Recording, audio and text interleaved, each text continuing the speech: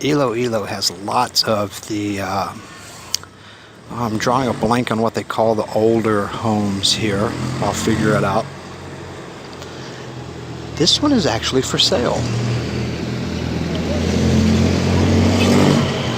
It looks like it needs a whole lot of work. But boy, would it be pretty when it was fixed up. Heritage Houses, that's the name. Knew I'd come up with it. Yeah, I love the fence on it. The building looks really neat. 4,000 meters isn't too small, but I'm sure it would take millions and millions of pesos to fix this thing up. But boy, it sure would be nice. We've got one down in the plaza that they fixed up, and it looked worse than this, and I always said how great it would look. And I was right, but I didn't do it. SM bought it and did it. Let's go look at that one now. When I first got here, I kept looking at this place, saying, oh, I like this building. I want this house. My wife and the cousins would all laugh. They would say, what a piece of junk. I said, it just needs some renovation. They're like, no, it needs to be torn down. Well, as you can see, I don't know how much it cost, but it just needed some renovation because this place is gorgeous. I knew it was a nice house. It just was old and neglected. SM, the company, the department store, SM, bought it and fixed it up, put a whole bunch of money into it, and opened it up as a museum. Thought that was pretty cool. I don't know if that was out of the goodness of their heart, or a tax break, or what the purpose was.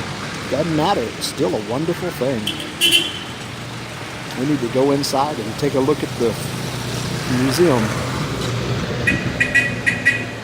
The drive-up appeal on this house is really nice. They've done some nice work on fixing it up.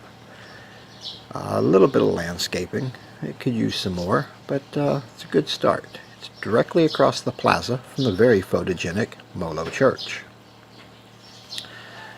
There's a small fountain, or what used to be a fountain. There is a snack shop that we unfortunately did not visit. But overall, they did a nice job fixing this place up. The Cultura is the SM shop of kind of the locally produced goods. So most of the first floor is an SM store. It's got the touristy Cultura line. It's got various jewelry, handcrafts, woodworking stuff, some clothing.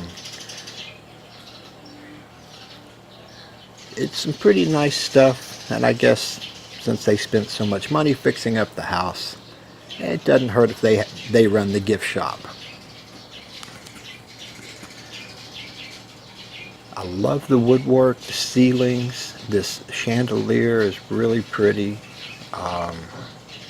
Just overall, I think they did a good job on it. They didn't quite finish all the renovations. I think a lot of people would have gone farther with it, but it had to have been just a huge amount of money. And it does look so much better now than it did. They did a very nice job overall. Love that chandelier. Here's some of the various, kind of touristy stuff they sell.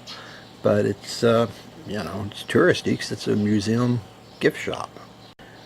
The yard is big. They haven't really done a lot with it. It's cleaned up and it's got grass in it. Don't know if they have any plans to do anything with that or just leave it as a nice, pretty yard. Either way would be fine, as long as it's nothing overly commercial. I heard they're going to put in some other shops here or allow other people to put in shops. As soon as I start recording, the wind stops. The wind was coming through and that chandelier was acting like a wind chime.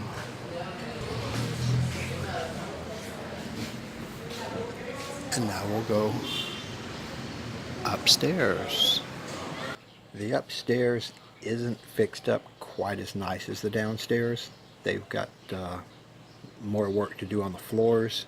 Not sure what their plans are on when or if they're going to do it. I was kind of surprised to see this big fireplace because I could not imagine ever needing a fire here. It's so hot. Why would you put in a fireplace? Very pretty though. I like the shelving built into the walls. There's shelving built above the mantle of the fireplace. Real open, airy design. You open these windows and the wind comes through and keeps it really cool. It's got the extremely high ceilings, which also helps keep it cool. So whoever built this had a pretty good idea of what they were doing.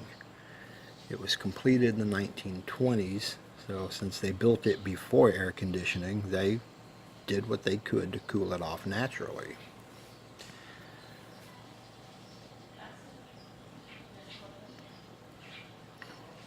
All this wood paneling had to have been expensive to build and had to have been expensive to renovate. These are just, I like the big rooms, the big open design, really nice.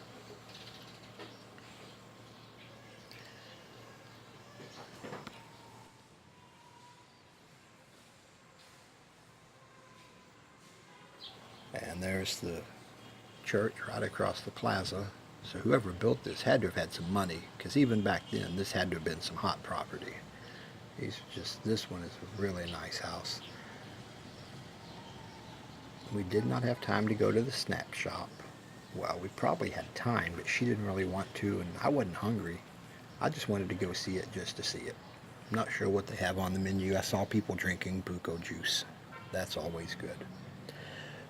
We were surprised to see the upstairs had, today was the last day, an art exhibit.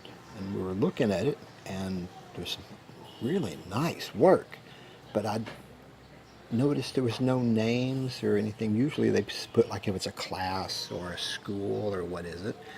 But I didn't notice they were all signed by the same person. This nice gentleman from Belgium painted all of these.